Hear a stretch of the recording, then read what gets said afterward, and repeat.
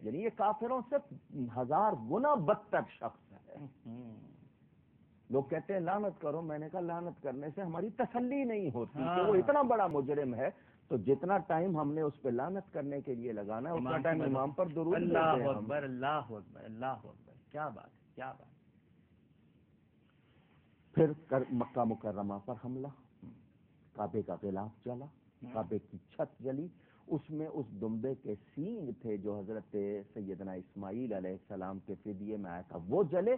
جس دن کعبے پر آگ لگی اسی دن یہ مرا، اور بہت موذی بیماری میں مرا. آج بھی اس کی قبر پر بھٹی لگی ہوئی ہے، آگ لگی ہوئی ہے، نام و نشان نہیں ہے.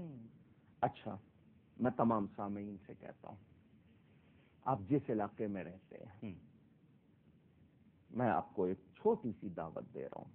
آپ کے علاقے کی 10,000 آبادی ہے، 20,000 آبادی ہے، 50,000 آبادی ہے، زحمت کیجئے ایک ایک گھر جائیے. میں پوری دنیا کے لیے نہیں کہہ رہا، صرف اپنے علاقے میں جائیے. ٹھیک ہے. مجھے کسی ایک گھر میں غلام یزید دکھا دیں. ہائے ہائے ہائے، غلام یزید، فدائے یزید، عاشق یزید، خادم یزید، ایک دکھا دیں، صرف ایک. میں 1% نہیں کہہ رہا، لیکن جس گھر میں جائیں گے غلام حسین ملے گا، عاشق حسین ملے گا، خادم حسین. کیا کہنے، کیا کہنے، کیا بات، کیا بات. یہ تو سب سے خوبصورت دلیل ہے. کیا بات. واہ، ایک دکھا دیں. واہ واہ. جو رہا تو نام حسین کا، جسے زندہ رکھتی ہے کربلا. واہ واہ واہ. ناظرین کرام، اتنی خوبصورت گفتگو کے بعد اب کوئی اضافے اور کسی لاحقے کی ضرورت نہیں ہے.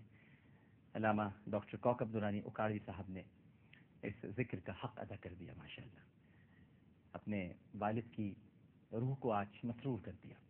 ان کے والد، ایک سوال کا جواب اور دے دیں. جی جی جی جی جی جی.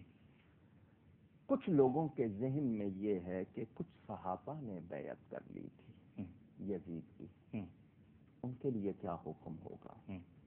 امام بھی صحابی، وہ بھی صحابی، انہوں نے بیعت کر لی تھی، امام نے کیوں نہیں کی جب صحابہ نے کر لی تھی؟ کچھ لوگ یہ اعتراض بھی کرتے ہیں، میں اس کا بھی جواب دے دوں. کیوں؟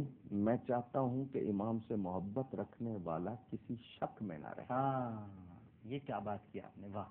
کیونکہ شک آ جائے تو عقیدت میں پھر فرق آ جاتا ہے. امام کی محبت اور جہنم میں سڑے، یہ تو ہو نہیں سکتا.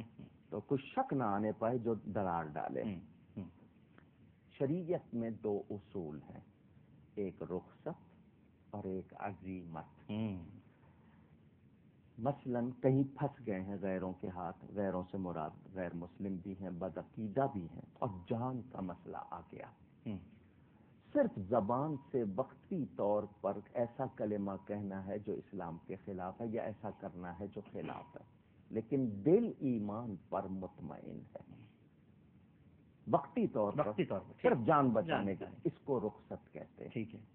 عزیمت عزم سے ہے، پختہ ارادے سے، ڈٹ گئے، جان لے لو مگر نہیں کہیں گے، یہ عزیمت ہے.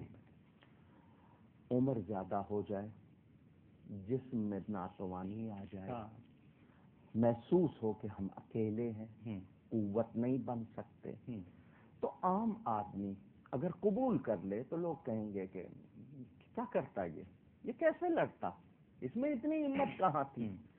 لیکن جو نمایاں شخصیت ہو وہ اگر دب جائے اور ڈر جائے تو لوگ کہیں گے کیا کیا اس نے، یہ بھی مرد نہیں بنا، بہادر نہیں بنا. تو جو جتنا اہم ہوگا اس کا کردار بھی اتنا ہی ہونا چاہیے. جن صحابہ نے بیعت کی انہوں نے رخصت پر عمل کیا، تقیہ نہیں تھا، رخصت تھی، شریعت کی اجازت ہے، قرآن میں بیان ہے اس کا. الا من اکرہ وقلبہ مطمئن بالایمان، قرآن میں بیان ہے. امام علی مقام جیسا شخص رخصت پر عمل کرتا. ابھی جو آپ نے سے پہلے بیان کیا، واہ واہ، وہ تو عظیمت کی منزل پہ تھے. ان کا تو درجہ بہت بڑا تھا. آج ماؤں کے لال کہتے جب نواسہ رسول نے کمزوری دکھائی ہم بہادری کیوں دکھائیں. آج یہ کہتے اگر ایسا. واہ واہ واہ واہ. انہوں نے ثابت کر دیا کہ میں کنبہ قربان ہوتے دیکھ لوں گا، امت قربان ہوتے نہیں دیکھے گا. ہائے ہائے.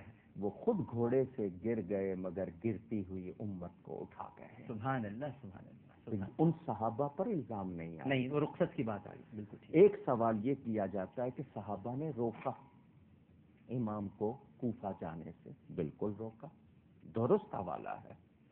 مگر مجھے کوئی ایک کتاب دکھا دیں کہ کسی صحابی نے کہا ہو امام آپ کا موقف غلط. نہیں نہیں. ان کا کوفے والے بھروسے کے لائق نہیں ہیں. بالکل ٹھیک. امام نے اس کا انتظام کیا، اپنے بھائی کو مسلم بن عقیل. ٹھیک. اتمام حجت کیا. وہ ہم سے زیادہ دین کو جانتے جی تھے. جی جی جی.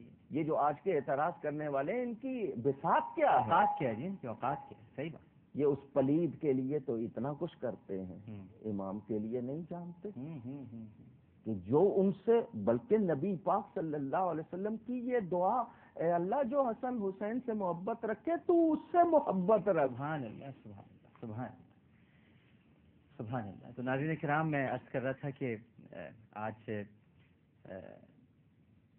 کوکب نورانی اکاڑوی صاحب کے والد بھی بہشت کی فضاؤں میں بڑے مسرور ہوں گے، اور جس مقام پر اس وقت موجود ہیں، ہمیں یقین ہے کہ جیسا بھی فرمایا کہ امام حسن حسین سے محبت کرنے والے سے اللہ بھی محبت رکھتا ہے. تو یہ گھرانہ جو کوکب نورانی اکاڑوی صاحب کا ہے، یہ انہی سے محبت کرتا ہے. تو جب وہ محبت کرتے ہیں تو پھر اللہ سبحانہ و تعالیٰ بھی ان سے محبت کرتا ہے. تو آج اپنے صاحبزادے کی یہ گفتگو ناظرین کرام یقیناً شفیع اکاڑوی صاحب کے لیے ایک فخر کا باعث ہے. جس عقیدت کے ساتھ، جس محبت کے ساتھ علامہ کوکب نورانی اکاڑوی صاحب نے اس واقع کربلا کے ان پہلوؤں کو اجاگر کیا ہے، قسطنطنیہ کی حدیث سے متعلق، اور اس کے ساتھ ساتھ کہ حق پر تھے تو مدد کیوں نہیں ہوئی، جنگ کربلا کا اتنا ذکر کیوں ہوتا ہے. یہ بڑے اہم سوالات تھے جو میں آپ ہی سے کرنا چاہتا تھا. میں بہت شکر گزار ہوں علامہ صاحب آپ کا. بہت شکریہ. مجھ سے گفتگو میں کہیں کوئی غلطی ہوئی ہو، اللہ کی بارگاہ میں توبہ کرتا ہوں. سچی بات یہ ہے، ہم لوگ بہت چھوٹے لوگ ہیں، وہ ہستیاں بہت بڑی ہیں. یہ اللہ کا شکر ہے کہ اس نے ہمیں ان کی محبت دی ہے. ہم اس پر جتنا شکر کریں کم ہے. اور وہ تمام لوگ جو امام پاک اور آپ کے رفقا سے، اہل بیت نبوت سے، صحابہ سے محبت رکھتے ہیں، وہ کسی شک میں نہ رہیں، یقین کی منزل میں آئیں. اور میں پھر کہوں گا اللہ تعالیٰ آپ کو جزا دے کہ آپ نے اس پر اتنا اہتمام کیا. اللہ تعالیٰ قبول فرمائے. آمین ثم آمین. ایک چھوٹا سا وقفہ لیتے ہیں ناظرین کرام. وقفے کے بعد انشاءاللہ دوبارہ حاضر ہوں گے. ہمیں یقین ہے کہ آپ سب لوگ ہمارے ساتھ ہی رہیں گے. السلام علیکم ورحمۃ اللہ.